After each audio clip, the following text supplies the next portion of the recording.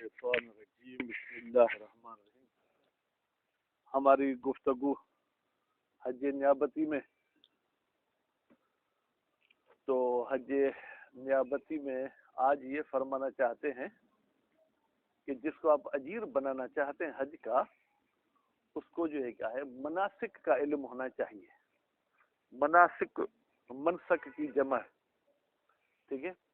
Minsk کا بھی مادہ جو ہے کیا ہے، نون سین کاف، یعنی عبادت. لیکن کون سی عبادت مراد ہے یہاں پر؟ وہی عبادت حج، یعنی جس کا آپ اس کو اجیر بناتے ہیں اس کا علم ہونا چاہیے. اس سے یہ مراد ہے کہ اس کو زکوٰۃ کے مسائل آنے چاہیے، خمس کے مسائل آنے چاہیے. تو بس اسے علم بالمناسک یعنی بمناسک الحج ہونا چاہیے. اچھا، علم کی دو صورتیں ہیں، ایک علم اجمالی ہے، ایک علم تفصیلی ہے. علم اجمالی کا مطلب یہ ہے کہ اسے پتا ہے کہ فلاں مجتہد کے فتاوی حج کے متعلق اس کتاب میں ہے، تھوڑا بہت سرسری اس کو دیکھ لیتا ہے، تفصیلی جا کے وہاں دیکھ لے گا. تو کہتے ہیں یہ اتنا علم بھی کافی ہے، یعنی اس کو پتا ہونا چاہیے کہ یہ کیسے مسائل میں حل کر سکوں گا. سب مسائل کا بالفعل ذہن میں ہونا ضروری نہیں. جس طریقے سے ہم مقلد ہیں، ہم جو فقہ کا علم رکھتے ہیں وہ علم تفصیلی نہیں ہے.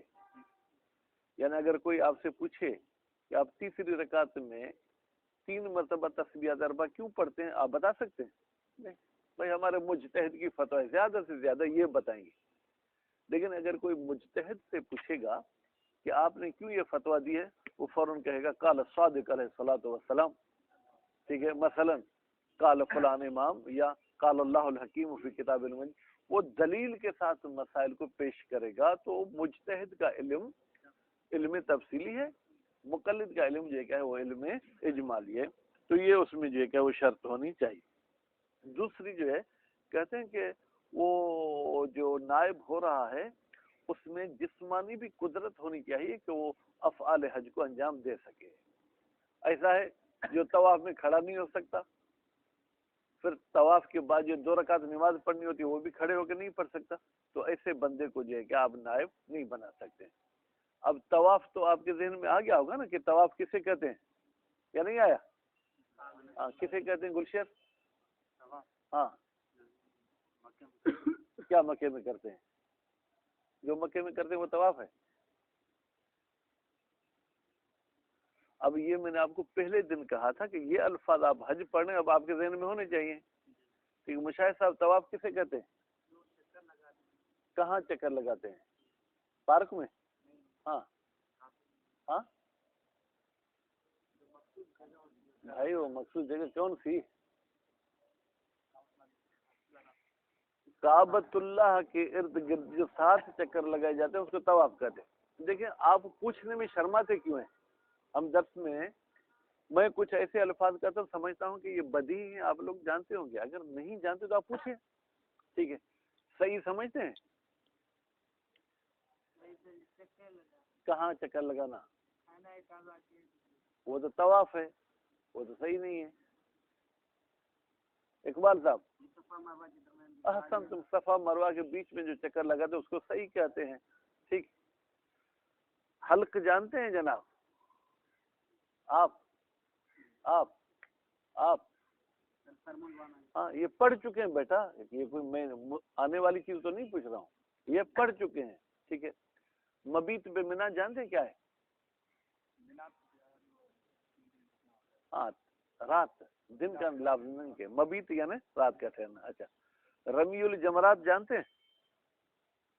یہ جو شیطان کو کن کر مارتے ہیں، جمرات جمرتن کی جمع ہے، رمی یعنی پھینکنا، مارنا. تو یہ اصطلاح بیٹا آپ ذہن میں رکھیں.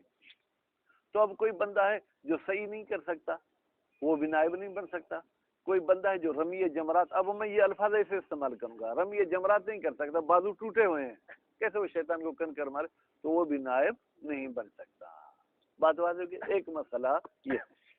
دوسرا مسئلہ فرماتے ہیں کہ اگر کوئی بندہ وصیت کر کے جائے کہ میری طرف سے حج کرانا، کیا وصیت کرتا ہے کہ میری طرف سے حج کرانا، رقم معین نہیں کرتا، نائب بھی مقرر نہیں کرتا.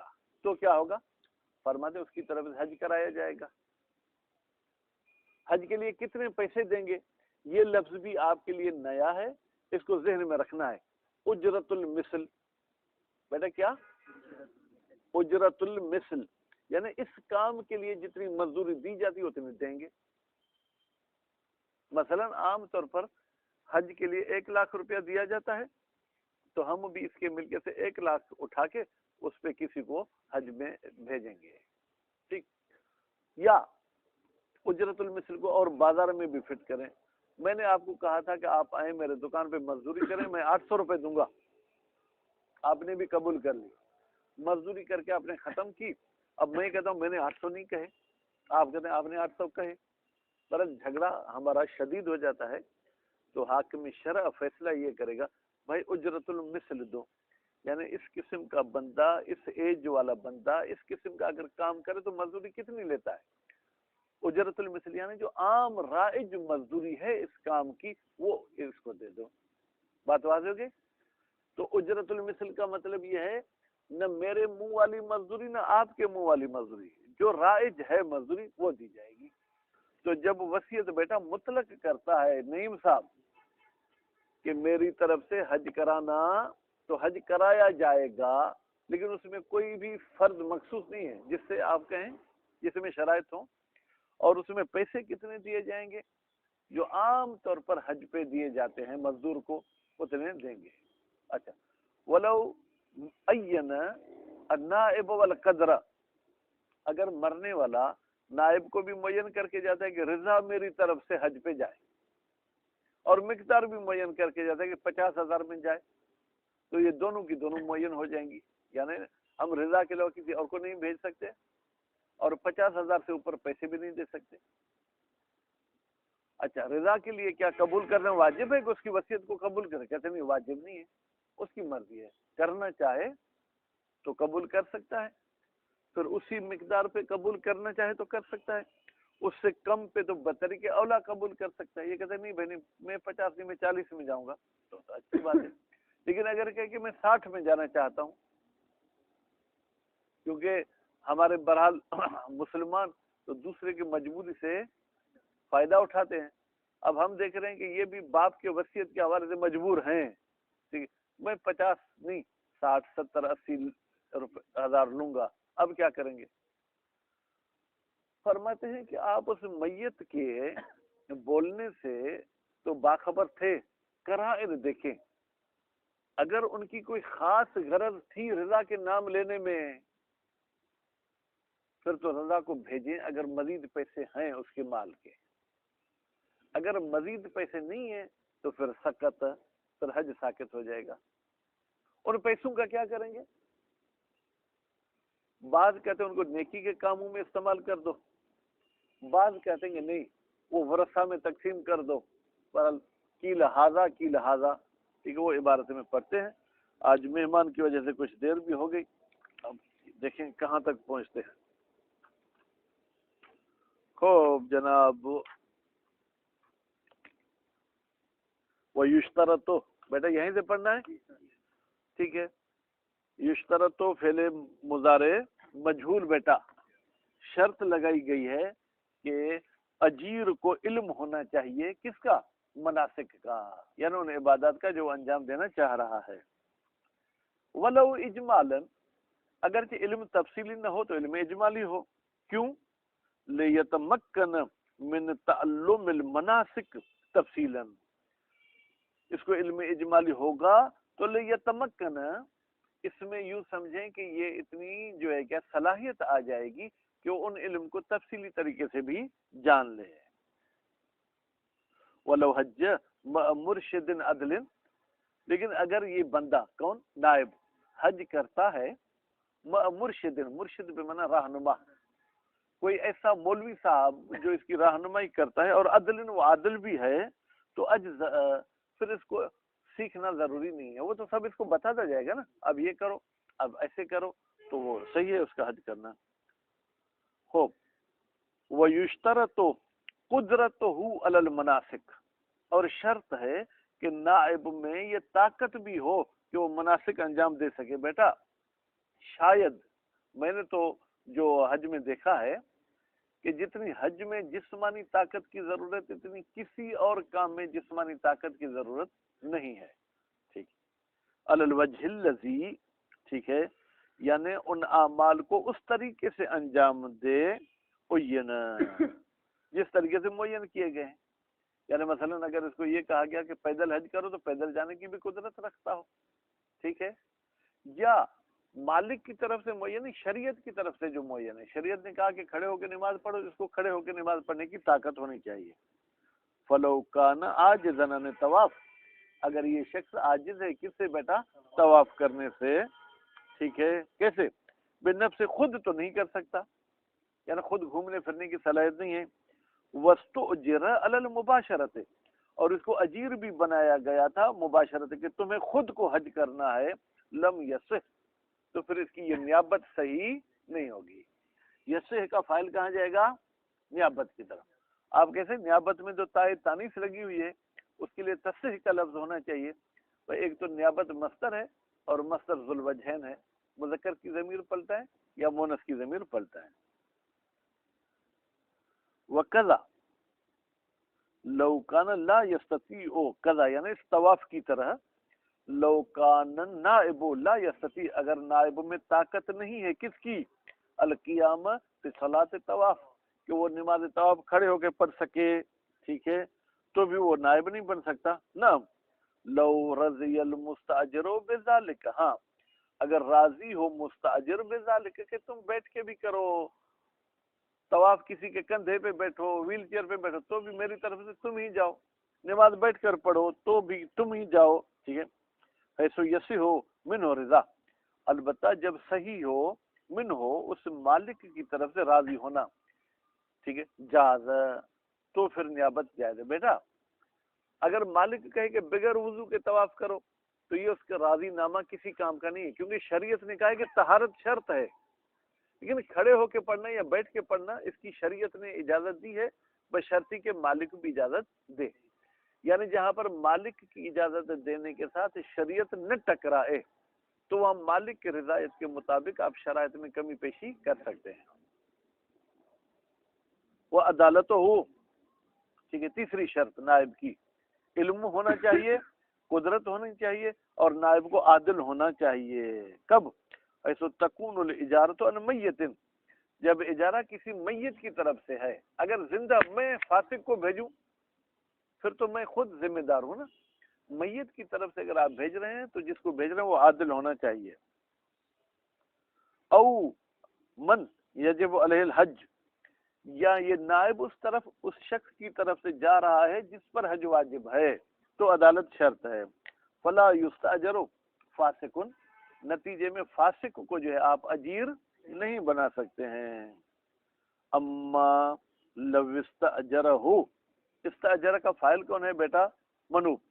اگر منوب نائب کو اجیر بناتا ہے لیحج نائب عن المنوب، تاکہ نائب حج کرے منوب کی طرف سے تبرعا، واجب وغیرہ نہیں، ایسے ثواب کی خاطر، تو پھر کیا شرط ہے؟ لم تعتبر العدالت، پھر عدالت بیٹا مشاہد معتبر نہیں ہے. لصحت حج الفاسق، اس لیے کہ فاسق کا بھی حج صحیح ہے. وانما المانع، بھائی اگر فاسق کا حج صحیح ہے تو پھر فاسق نائب کیوں نہیں بن سکتا؟ نائب بننے کے لیے رکاوٹ کیا ہے؟ کہتے ہیں رکاوٹ یہ ہے جناب جو ہے کیا گزارا عدم و قبول خبر ہی، کہ ہم اس کی خبر کو قبول نہیں کرتے. یہ جو آ کے مجھے کہے گا کہ میں حج کر کے آیا ہوں، اس کی خبر میرے لیے حجت نہیں ہے. جب حجت نہیں ہے تو میں تو مرتے دم تک پریشان رہوں گا کہ پتہ نہیں میری طرف سے حج ہوا یا حج نہیں ہوا. ولو حج الفاسق عن غیرہ، اگر حج کرے فاسق کسی غیر کی طرف سے، اجزاء، تو یہ حج جو ہے مجزی ہے، ان المنوب عنہ، منوب عنہ کی طرف سے، فی نفس الامر، نفس الامر یعنی حقیقت میں، یعنی اگر واقع میں فاسق نے حج کیا ہے تو منوب عنہ کو قیامت میں کوئی سزا نہیں ملے گی. ٹھیک ہے، لیکن بظاہر مجتہد سے جا کے فتویٰ پوچھے تو مجتہد کہیں گے اس کو دوبارہ حج کرانا ہوگا. نفس الامر حقیقت میں خدا کے نزدیک ہو جائے گا، اس کے نزدیک نہیں ہوگا. وَإِنْ وَجَبَ عَلَى الْمَنُوبِ اسْتِنَابَةُ غَيْرِ الْفَاسِقِ، اگرچہ منوب پر واجب ہے کہ وہ غیر فاسق کو نائب بنائے، لو کان الحج واجبا، اگر وہ حج کیا تھا؟ واجب تھا. وقذ القول فی غیر الحج من العبادات، یہی قول ہے حج کے علاوہ اگر دوسری عبادات کوئی نائب ہو کے کرے. میرے والد کے لیے ایک فاسق کہتا ہے کہ میں نائب ہو کے نماز پڑھتا ہوں، تو نفس امر میں وہ نماز ہو جائے گی، لیکن جو ہے کیا ہے خروج کھڑی ہوئی. لیکن کیا ہے بیٹا کہ والد صاحب کا نائب ہو کے نماز پڑھے، وہ فاسق تھا، تو نفس الامر میں میرے والد بری و ذمہ ہو جائیں گے، لیکن میں ذمہ داری رکھتا ہوں کسی عادل کو معین کروں کہ وہ والد صاحب کی طرف سے نماز پڑھیں. وصوم وزیارت المتوقفۃ علی النیہ، وہ زیارت جو متوقف ہے بیٹا کس پر؟ نیت. اگر بغیر نیت کے پھر تو چلو فاسق بھی کر لے تو کافی ہے، لیکن اگر یہ عمل محتاج ہے نیت کا تو پھر ہم فاسق کو چھوڑ کے عادل کو ڈھونڈیں گے. والوصیۃ بالحج، اگر وصیت کی جائے مشاہد صاحب کس کی؟ حج کی. مطلقہ، چاہے حج واجب ہو چاہے حج مستحبی ہو. من غیر تعیین مال، اس میں کوئی مال معین نہیں کیا کہ 50,000 میں بھیجو 1,00,000 میں بھیجو. ٹھیک ہے. ینصرفو، ینصرفو کا فاعل کون ہے بیٹا؟ ہوا کی ضمیر. وہ ہوا کی ضمیر کہاں جائے گی؟ یا تو مال کی طرف جائے گی، یا تو ینصرف الوصیۃ الی اجرت المثل، تو یہ وصیت خود بخود گھوم پھر کر چلی جائے گی کس کی طرف؟ اجرت المثل کی طرف. یعنی ہم جا کے حج کی موسم میں دیکھیں گے کہ لوگ کتنے پیسوں میں حج نیابتی کر رہے ہیں، اتنے پیسے ہم میت کے مال سے اٹھائیں گے، نائب کو دے دیں گے. وہ ہوا یہ اجرت المثل کیا ہے؟ ما، وہ رقم ہے یبذلو، جو دی جاتی ہے غالباً عام طور پر للفعل المخصوص، ٹھیک ہے، مخصوص عمل کے لیے. مثلا حج کے لیے کس کو دی جاتی ہے؟ لمن استجمع شرائط النیابت، اس بندے کو جس میں بھائی نیابت والی شرائط موجود ہیں. ٹھیک ہے. فی اقل مراتب الاجرت، اگر اجرت المثل 3-4 قسم کی ہے، مثلا بھائی مریم توپ پہ اجرت المثل ہے 1.5 لاکھ، ٹھیک ہے. پھر ہمارے مدرسے میں ہے 1.25 لاکھ، ٹھیک. پھر تھوڑا آگے جائیں تو وہاں 1 لاکھ ہے، ہیں تینوں اجرت المثل. تو ہم 1 لاکھ والے کو بھیجیں گے، 1.25 لاکھ اور 1.5 لاکھ والے کو نہیں بھیجیں گے. مراتب ہا کی ضمیر بیٹا اجرت کی طرف جائے گی. ویحتمل اعتبار الاوسط، اور احتمال ہے کہ نہیں بھائی درمیانی جو اجرت المثل ہے، فرض کریں اگر 3 اجرت المثل تھی، 1.5 لاکھ 1.25 لاکھ 1 لاکھ، تو اب 1.25 لاکھ والی پہ بھیجو. ہاذا اذا لم یوجد، ہاذا یہ جو ہم اجرت المثل والی بات کر رہے ہیں، یہ اس صورت میں اجرت المثل دیں گے جب کوئی نہ پایا جائے جو ہم سے پیسہ لے اقل من اجرت المثل، اجرت المثل سے کم. لیکن اگر یہ صاحب کہتے ہیں کہ بھائی میرا طواف نصاب پہلے ہی رہا ہوا ہے، اگر آپ مجھے نائب کر کے بھیجیں تو میں 50,000 پہ بھی جانے کے لیے تیار ہوں، تو پھر یہ کسی کا دماغ خراب ہوگا جو اجرت المثل پہ بھیجے گا. کم والا اگر مل رہا ہے تو ہم اس کم والے کو بھیجیں گے.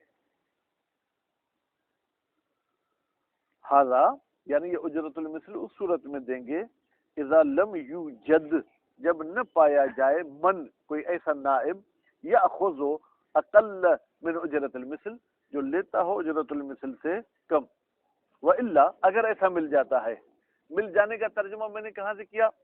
لم یوجد کے بعد پھر الا آ گیا، یعنی وجد، اگر پایا جائے تو پھر اقتصر علیہ، پھر اس عقل پہ ہی اکتفا کیا جائے گا.